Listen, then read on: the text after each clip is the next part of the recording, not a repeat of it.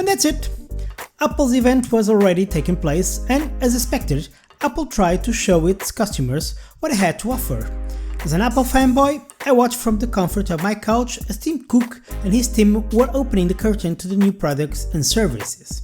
So, as for the announced software and services, there were the Apple Arcade, Apple TV Plus and iPad OS. For the hardware, they announced a new tablet, an upgrade for the iWatch, which will be called iWatch 5, and also two new phones, the iPhone 11 that will replace the current iPhone XR, and the iPhone 11 Pro and Pro Max, which will replace the current iPhone X and XS Max. However, and despite all this news, in the end I found that this was probably the most boring event I ever seen from Apple. As for those who were aware of the audience reaction in the Steve Jobs room, they found that for much of the presentation the reaction was almost always soft. This presentation lacked the wow factor, that factor that leaves us open-mouthed and eager to grab our wallet and immediately buy what is presented to us. Let me tell you why. Hi, my name is Roger and welcome to my channel.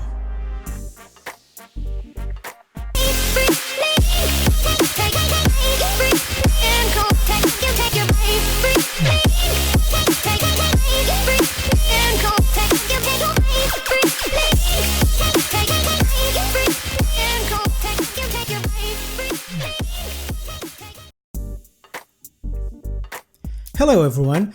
Last September 10th, Apple had a new event and this time it didn't dazzle me. Let's start with Apple Arcade. Apple Arcade is a new subscription service that Apple will launch next Friday for games. It will cost $4.99 a month in the United States and can be shared with up to 6 family members. These are games that will not have advertising or in-app purchases and can be played on all platforms. Apparently, by the end of the year, about 100 games will be available. Now, this seems like a great idea.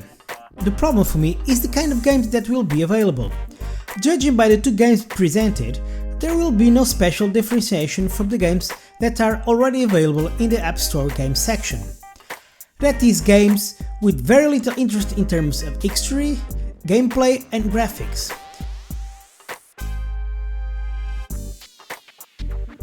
This is especially important because Apple has come to say that iPad Pro performance is on par with the best gaming consoles available on the market. So, if so, why not feature games that match those abilities? I'm a grown man. Give me grown-up games. I don't want games with frogs or any other animals without any interest. I want one or more racing games, soccer games, football games. I want games like Call of Duty or Detroit.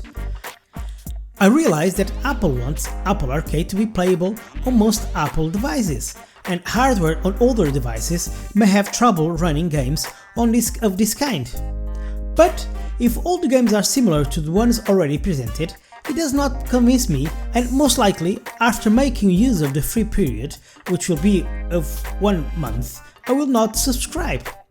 Apple, with Apple Arcade, has missed the opportunity to fetch customers from serious players like PlayStation or Xbox. These brands may rest assured that the Apple Arcade service will not shadow them. Then came the Apple TV Plus announcement. YouTube is full of videos where people question Apple's ability to compete with big players like Netflix, Amazon Prime, and the now recently announced Disney subscription service. The main problem is that, unlike those companies, Apple doesn't have a vast catalog of series of movies to display. And the 5 or 6 original productions that will be made available are clearly not enough to convince anyone to subscribe, at least permanently.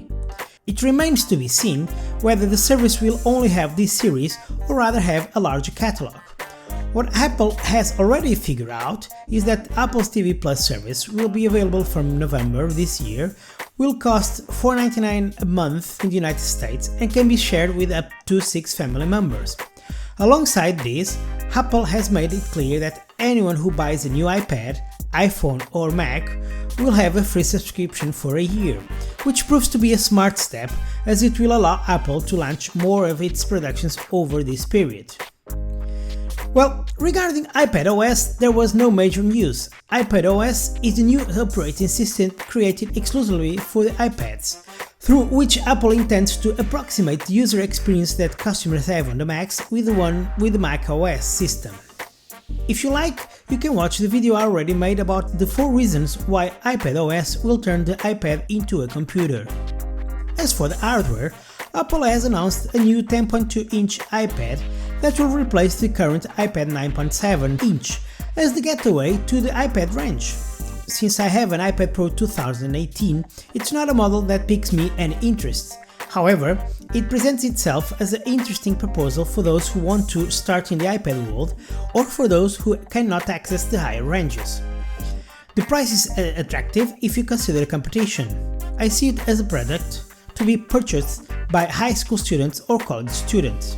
It has also announced a new Apple Watch, with some new features like the compass and an always-on mode and new building materials like ceramics. But the truth is that the wow factor was also missing here, and if I rushed to buy the new model last year, I doubt it will do the same this year.